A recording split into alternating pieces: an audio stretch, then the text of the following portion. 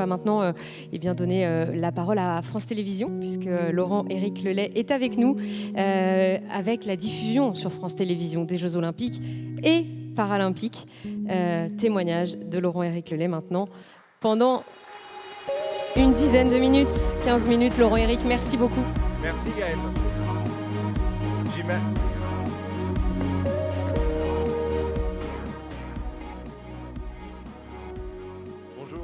Bonjour à tous, merci beaucoup Gaël, merci beaucoup Lucien de m'inviter. Je ne sais pas si Géraldine vous a diffusé un petit film, je pense que si, mais au cas où, j'ai un petit clip d'une minute pour nous remettre dans l'ambiance des Jeux.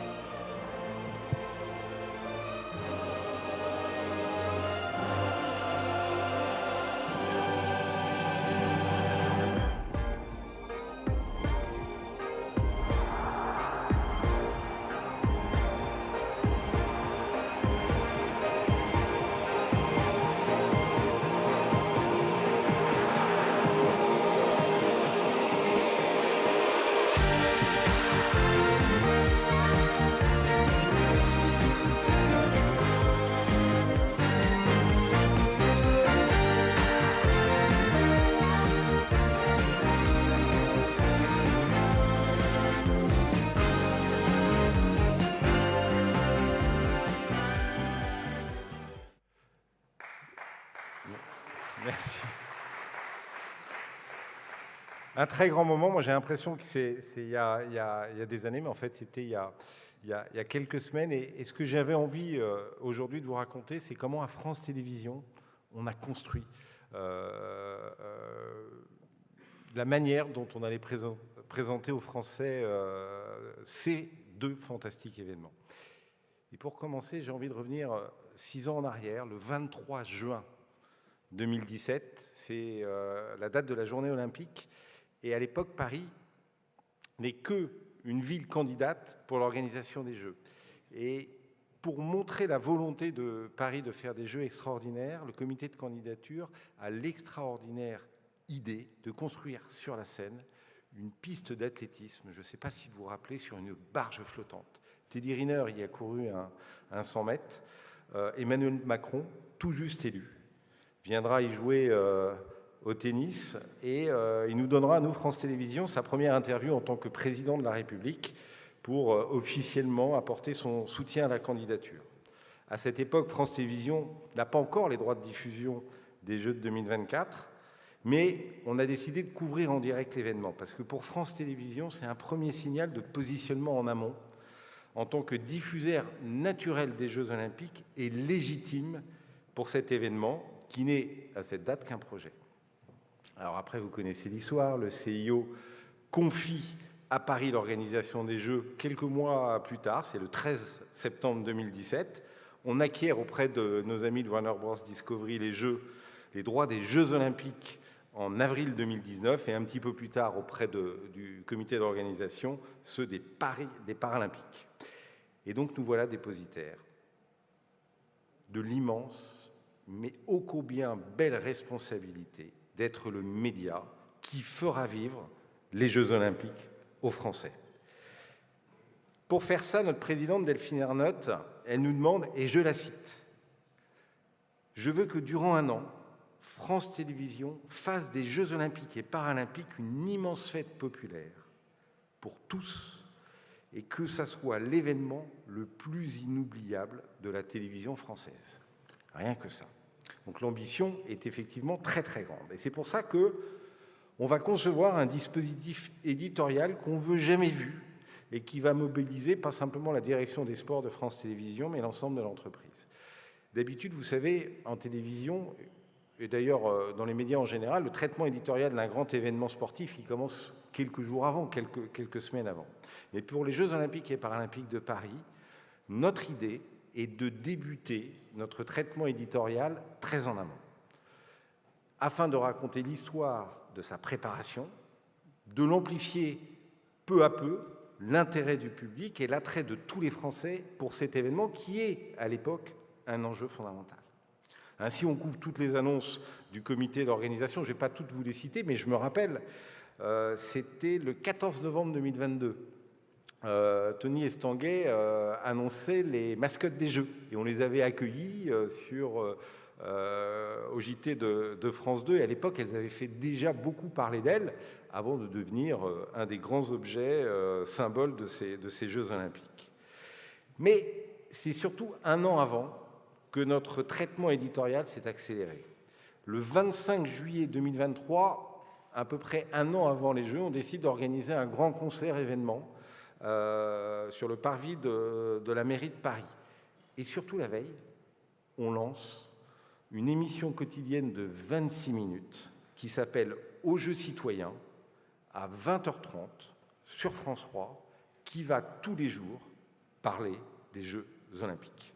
À partir de la rentrée de septembre 2023, on augmente petit à petit la diffusion de reportages sur les athlètes, sur les Jeux, dans nos éditions d'information, régionaux, outre-mer, bien entendu dans tous nos magazines sportifs. On fait de plus en plus d'épreuves sportives, notamment, vous savez, tous les TQO, les tournois qualificatifs officiels où les athlètes jouent leur participation aux Jeux. On diffuse même en direct le tirage au sort des tournois de football et masculins, des tournois de football féminin, excusez-moi, et masculin.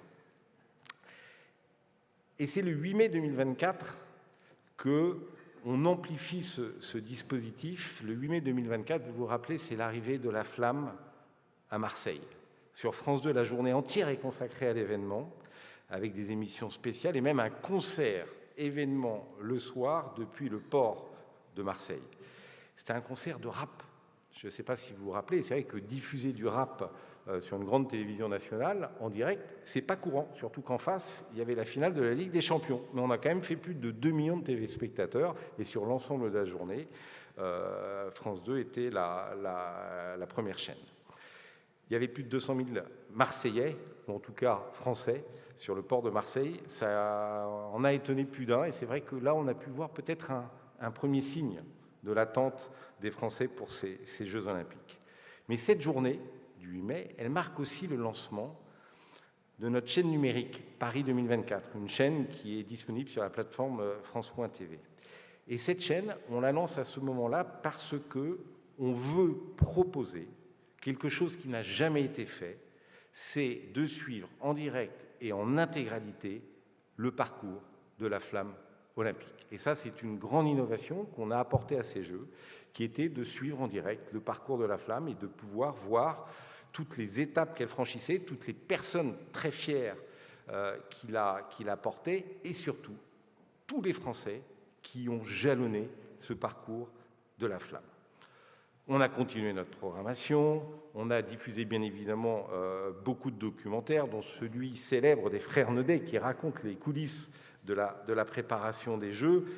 La liste des contenus qu'on a fait est bien entendu trop longue, mais ce que j'essaie de vous expliquer par là, c'est qu'on a fait énormément de choses pendant extrêmement longtemps pour essayer de concerner tous les Français. Je vais juste vous donner un petit chiffre d'audience, justement à propos de l'émission Aux Jeux citoyens qui avait lieu tous les soirs. On faisait en moyenne, ça dépendait des soirs, disons un peu plus d'1 million de téléspectateurs. C'est beaucoup, mais bon, en prime time, il y a des émissions qui font beaucoup plus d'audience. Ça, c'est la moyenne d'une émission prise individuellement. Mais si vous faites le reach, c'est-à-dire le nombre de personnes différentes qui ont regardé l'émission pendant un an, Médiamétrie nous donne un chiffre de 46 millions. C'est-à-dire qu'il y a 46 millions de Français qui, à un moment donné, ont regardé cette émission. Et donc, toutes les petites pierres que nous avons posées tout au long de cette préparation ont permis de toucher énormément de Français et de faire monter l'intérêt de ces Jeux olympiques. Et c'est, je crois, pour nous, un des objectifs, c'était qu'ils s'approprient les Jeux. Parce que vous savez qu'un des enjeux des Jeux, c'est que ça ne soit pas simplement un événement parisien, mais que ça soit un événement de la France entière. Et puis arrivent les Jeux olympiques. Alors, pour les Jeux, on fait le pari du succès. On fait le pari que le projet du comité d'organisation de faire des Jeux spectaculaires réussisse. C'est pour ça qu'on décide de ne consacrer non pas une ni deux, mais 3 chaînes de télévision à la diffusion des Jeux Olympiques. L'objectif, c'est d'offrir ainsi aux Français leur place au premier rang pour suivre l'événement gratuitement. Et notre idée, c'est que nos 2 chaînes principales, France 2 et France 3, diffusent les Jeux toute la journée, y compris en prime time, à l'exception des JT, des émissions religieuses. Cette idée, elle est assez osée, surtout en prime time. Y a-t-il un public assez nombreux pour regarder les Jeux sur 2 grandes chaînes nationales tout au long de la journée? Cela n'a jamais été fait. Nos amis londoniens, à l'époque des Jeux de Londres, qui ont été une grande réussite, nos amis de la BBC y avaient consacré simplement BBC One. Donc on ajoute même une 3e chaîne, qui est une chaîne disponible sur le numérique, qui s'appelle Paris 2024, et bien évidemment, chaque chaîne a son positionnement. France 2, c'est pour la partie, on va dire, événementielle, France 3, c'est plutôt pour les sports d'équipe, et Paris 2024, c'est pour les sports jeunes. Qu'est-ce qu'on cherche à faire à travers ça? On cherche d'abord à offrir en permanence 3 choix, afin de répondre au mieux aux attentes, mais aussi aux différentes appétences des Français. Et puis 3 choix également, c'est pour permettre à tous de découvrir des sports et des épreuves qu'ils n'auraient sans ça pas regardé. Et d'une certaine manière, cette abondance de l'offre, elle est faite pour répondre à une demande, mais j'aime à penser que cette abondance de l'offre, elle contribue aussi à créer cette demande. Donc notre stratégie, elle est quantitative, mais elle est aussi qualitative. On a besoin d'un lieu emblématique. C'est pour ça qu'on a choisi le toit. Alors ça, c'est pas le bon, hein. Ça c'est pour les paras, mais voilà, c'est ça. Pardon. On choisit le toit du Musée de l'Homme face à la Tour Eiffel, qui est le monument symbole des Jeux Olympiques, pour installer un plateau qui va accueillir tous les jours les Français pour suivre notre couverture des Jeux. Bien entendu, il y a une mobilisation sans précédent de tous nos journalistes, accompagnés de consultants, experts et reconnus. C'est très, très, très important, les journalistes, les consultants et nos experts. C'est très important, ce sont eux qui font vivre l'événement. Ils doivent non seulement le raconter, mais aussi l'expliquer. Il y a certains sports qu'on ne voit que pendant les Jeux, donc il faudrait expliquer les règles qui peuvent être parfois subtiles. Et surtout, ils doivent nous faire ressentir l'émotion des exploits de nos athlètes. Et enfin, on fait une émission de prestige en fin de soirée, Quel jeu, qui est en direct chaque soir dans le bouillonnant Club France, qui nous permettra de revivre les grands moments de la journée et d'accueillir les nombreux médaillés français. À propos d'ailleurs des médaillés français, il y a un point important que j'aime bien souligner, c'est que les téléspectateurs, ils aiment bien regarder les Jeux Olympiques pour l'événement. C'est vrai que c'est un grand événement. Mais il faut aussi savoir qu'ils aiment bien voir leurs athlètes, les athlètes nationaux, les Français. C'est pour ça que notre première promesse éditoriale est de suivre nos athlètes et de diffuser en direct chacune de leurs médailles. Hors de question de rater une médaille d'un Français en direct. Et ceci, pour l'anecdote, quitte à faire supprimer quelque chose qui n'était jamais arrivé dans l'histoire de France Télévisions, on a supprimé un JT de 20h. On est le vendredi 9 août. C'est la finale masculine de football entre la France et l'Espagne. Le match débute à 18h, il doit se terminer avant 20h, 3-1 à la mi-temps, mais les Français reviennent 3-3. Il est 20h, les prolongations démarrent. Sur France 3, on ne peut pas basculer parce qu'il y a la soirée d'athlétisme qui débute. Et donc, on prend l'évidente décision de proposer la prolongation qui durera jusqu'à 20h40, 20h45, et donc de supprimer le 20h. C'était jamais arrivé dans l'histoire de France Télévisions. Alors c'était un grand moment ce match, hein, même s'il faut reconnaître que les Espagnols étaient les plus forts. Et c'est quand même un très grand souvenir. Donc, première promesse éditoriale des Français. Mais la deuxième promesse éditoriale, c'est aussi de suivre les grandes histoires des sportifs internationaux qui créent leur légende au jeu.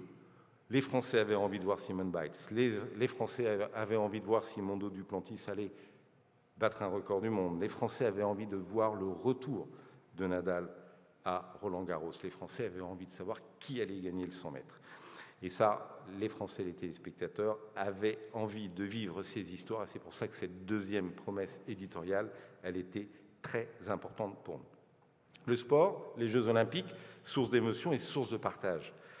On a fait une innovation sur laquelle je voudrais insister, c'est sur notre chaîne Paris 2024, parce qu'on a offert la possibilité à tous ceux qui regardaient cette chaîne de pouvoir directement interagir avec les commentateurs et les présentateurs. Et d'ailleurs, cette chaîne, elle a été animée par, alors je ne sais pas comment on les appelle, des youtubeurs, des twitchers, des gens qui ont l'habitude comme ça de converser avec un public à travers un écran, et on voulait cet outil de partage et d'interactivité avec notre public qu'on a mis à disposition de chacun. Donc on crée un dispositif qui est très ambitieux, mais qui est aussi un pari avec la question, mais est-ce que les Français seront suffisamment nombreux au rendez-vous pour justifier la mobilisation de tant d'équipes et de tant de temps? Petit retour en arrière, on est le vendredi 26 juillet, jour de la cérémonie d'ouverture. France 2 est en mode spécial tout au long de la journée, depuis notre plateau du Trocadéro. Moi aussi, je suis là-bas avec eux, bien évidemment. J'ai l'œil rivé sur mon téléphone, pas pour regarder Instagram ou des réseaux sociaux, mais pour regarder l'application Rain Today, parce qu'on voit une masse nuageuse qui s'approche dangereusement de Paris. Je suis inquiet, mais je pense surtout au comité d'organisation qui s'apprête à proposer la plus belle cérémonie d'ouverture de l'histoire des Jeux, dans la plus belle ville du monde, sous la pluie. Il est 19h30. Je suis à côté des commentateurs de la cérémonie d'ouverture, sur notre plateau du Trocadéro. La cérémonie et la pluie débutent en même temps. Dans le monde de la télévision, il est une heure où nous faisons tous les jours, la même chose. L'heure, c'est 9h. Ce que nous faisons à 9h, c'est de regarder les audiences de la veille. Et on se retrouve le lendemain, le samedi matin, 27 juillet, à France Télévisions, avec Delphine Ernotte, Stéphane Sidbon et tous ceux avec qui nous pilotons la diffusion des Jeux. On avait partagé nos pronostics sur l'audience de la cérémonie d'ouverture, et ce sont les plus optimistes qui ont eu raison, car, vous en souvenez peut-être, mais la cérémonie d'ouverture réalise le record historique d'audience de la télévision en France, avec plus de 24 millions de téléspectateurs. La magie des Jeux débute, et tous les vents contraires qui, rappelez-vous, avaient soufflé, mais très très fort, avant les Jeux, se sont instantanément calmés. Dès ce samedi matin, les compétitions débutent. Les Français découvrent à la télévision des stades magnifiques et pleins d'un public enthousiaste. Le judo apporte vite ses premières médailles à la France, et à 20h07, Antoine Dupont et ses coéquipiers raflent l'or au rugby à 7 devant 11 millions de téléspectateurs. Le JT de 20h, qui aura lieu, mais qui démarrera à 20h10, fera 8 millions de téléspectateurs, un sacré score. Merci aux Jeux Olympiques aussi. Et France 2 et France 3, pour la petite histoire, seront en tête des audiences sur l'ensemble de la journée, ce samedi-là, comme sur les autres jours de la semaine. Le lendemain, Pauline Ferrand-Prévot Pauline Ferrand-Prévot gagne l'or. Dès le lundi, débute la folle semaine de Léon Marchand. En fin de semaine, il y a eu l'épopée de Teddy Riner, et puis jusqu'au bout des Jeux, il y a eu les formidables aventures de nos équipes collectives. Et le succès immédiat des Jeux ne faiblira pas. On a comptabilisé plus de 60 millions de Français qui ont regardé les Jeux sur notre chaîne. Et chacun de ces Français a en moyenne regardé plus de 24 heures des Jeux Olympiques. Quand on fait une petite multiplication, ça fait plus de 1,6 milliard d'heures consommées.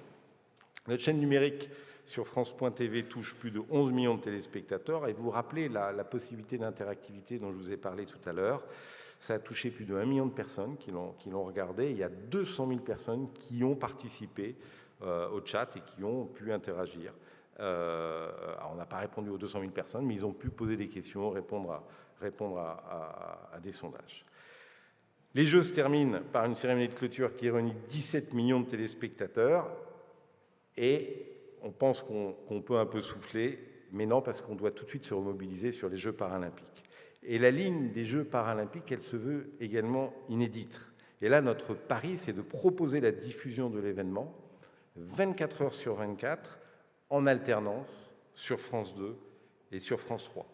Et de proposer la totalité des épreuves sur notre plateforme France.tv. Et l'enjeu, il est vraiment très important. Parfois, je dis même qu'il est plus important que celui des Jeux, parce qu'il dépasse le simple cadre du sport. Il s'agit de la place du handicap dans notre société. Et réussir la diffusion des Jeux paralympiques après celui des Jeux est devenu pour nous un véritable impératif. Alors c'est vrai que pour nourrir nos antennes, on a eu la chance d'avoir un volume horaire record d'événements qui ont été produits par le comité d'organisation. D'ailleurs, France Télévisions y a participé parce qu'on a directement produit 5 sports. Et après ce magnifique plateau du Trocadéro, on est obligé aussi de trouver un nouveau lieu emblématique. Et donc on s'installe sur l'autre photo que vous avez vue avant, mais que vous allez pouvoir revoir maintenant, devant l'Arc de Triomphe, parce que l'Arc de Triomphe, c'est le monument symbole des Jeux paralympiques. Nous réunissons aussi, comme pour les Jeux, une équipe très importante de journalistes et consultants, et leur rôle est encore plus fondamental parce que vous savez que le parasport nécessite aussi une pédagogie peut-être un peu plus importante. Il faut parler des épreuves, il faut expliquer les disciplines, il faut expliquer les classifications. Vous savez qu'entre hommes et femmes, il y a plus de 29 finales du 100 mètres. Il faut parler des athlètes, il faut parler de leur histoire et surtout de leur performance. Tout ceci dans un savant dosage pour que les Français apprécient ces compétitions. Et l'émission aussi, dans notre dispositif, l'émission Quel jeu, revient le soir à la fin des épreuves. Pareil, c'est difficile d'anticiper l'intérêt du public pour des Jeux paralympiques. C'est la rentrée, les vacances sont terminées, l'actualité a repris ses droits, et c'est vrai qu'on n'avait jamais diffusé les Jeux paralympiques avec une telle ambition. Le seul indice qu'on avait, c'est que les places dans les stades, c'était très très très bien vendu. Jeudi 29 août, lendemain de la cérémonie d'ouverture, je ne sais pas si vous vous rappelez, qui était un magnifique moment où la place de la Concorde s'est transformée l'espace d'une soirée en une scène de spectacle géante, a réuni près de 11 millions de téléspectateurs sur France 2. Jeudi 29 août, donc, les compétitions débutent. Et pour l'anecdote, à 21h10, il est l'heure de basculer de France 3 vers France 2, puisque pendant le journal de France 2, on basculait sur France 3. Et on se retrouve face à un problème. Il n'y a plus d'épreuves en direct à diffuser. Il y avait bien le volley-ball assis qui débutait à 20h, mais bon, ce n'est pas la discipline dans laquelle les Français sont les meilleurs, donc on a vite perdu, 3-7-0. Le match était terminé à 21h, et donc on n'avait plus d'épreuves à diffuser en direct. Donc on active un plan B, on avait quand même un plan B, on ne voulait pas l'activer, mais on l'active, qui est la diffusion en différé du premier match de l'équipe de France de rugby fauteuil. Et vous savez que dans le sport indifféré, surtout en prime time, c'est quand même un risque. Le rugby fauteuil, c'est un sport qui n'est pas très connu des Français. En plus, on rediffuse un match que les Français ont perdu, et le résultat est connu. D'ailleurs, on en avait parlé dans le JT de France 2. Donc c'est vrai que pendant le match, toute la soirée, on s'inquiète des audiences. Et on se dit, si on commence la diffusion des Jeux paralympiques par une très très mauvaise audience en prime time, ça va faire désordre, comme on dit. Et le lendemain, à 9h, on reçoit les audiences et on a l'agréable surprise de voir que le match, il a fait plus de 12 points de part de marché, c'est plus de 2 millions de téléspectateurs, c'est plus que ce que fait le jeudi France 2. Et mieux que cette performance, les Jeux paralympiques ce jeudi-là étaient essentiellement diffusés sur France 2 et France 2 a été la chaîne leader ce jour-là de la télévision française. La magie des Jeux continue. Les Français vont regarder les Paralympiques et à la fin des Paralympiques, on en aura comptabilisé 50 millions, ce qui est quand même colossal. C'est 78% de la population. Et les 15-24 ans, vous savez, cette célèbre cible qui ne regarde plus la télévision, ils ont été 99% à regarder les Jeux Olympiques et ils sont quand même 66% avoir regardé les Jeux paralympiques. Un dernier chiffre, parce que celui-là il me fait plaisir, c'est l'audience de la finale de cécifoot, vous savez, entre la France et l'Argentine. Vous vous rappelez, où on gagne au pénalty, notre revanche de la finale de la Coupe du Monde. Et ben, ils étaient plus de 5 millions à regarder cette équipe de France de cécifoot et à apprécier les talents de ces sportifs, pas comme les autres. On termine notre séquence olympique le samedi 14 septembre par la parade, une merveilleuse mise en scène à l'Arc de Triomphe de la traditionnelle remise des décorations aux médaillés. Et la parenthèse merveilleuse de notre été olympique se referme. C'est vrai que France Télévisions, et on en est très fiers, a reçu beaucoup d'éloges pour sa couverture des Jeux olympiques. C'est une très grande fierté pour l'image de notre groupe, pour tous ses salariés, pour toutes les équipes qui ont travaillé pour ces Jeux. Et c'est surtout une très belle démonstration que le service public est ô combien important pour les Français pour pouvoir offrir ce genre d'événement. Ce succès, je tiens à le souligner, tient aussi beaucoup au lien très fort que nous avons tissé avec le comité d'organisation. On n'a jamais douté du projet ambitieux de Tony Estanguet et de ses équipes. Et on s'est attaché à développer notre projet éditorial avec la même ambition.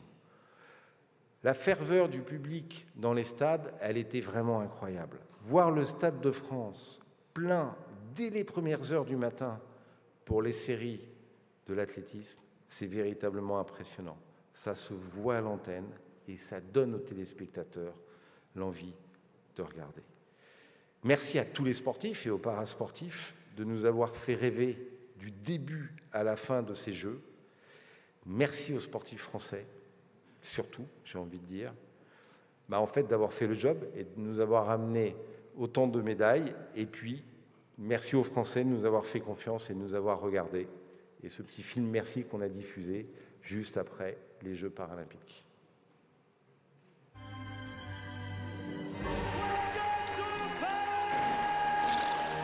Or, argent, bronze, des records et les plus belles émotions.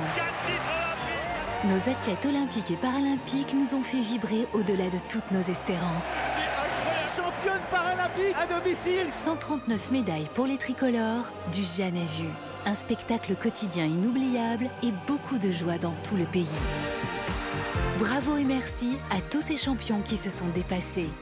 Vous avez été 60 millions de Français à vivre l'événement grâce au dispositif exceptionnel que nous avons déployé sur nos antennes. Merci à vous. Nous sommes fiers d'avoir été le diffuseur officiel de Paris 2024.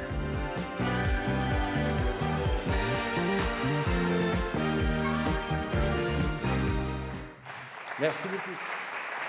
Merci beaucoup, Laurent-Éric Lelay. Ça fait du bien d'entendre Parade, hein. Ça faisait longtemps qu'on ne l'avait pas entendu.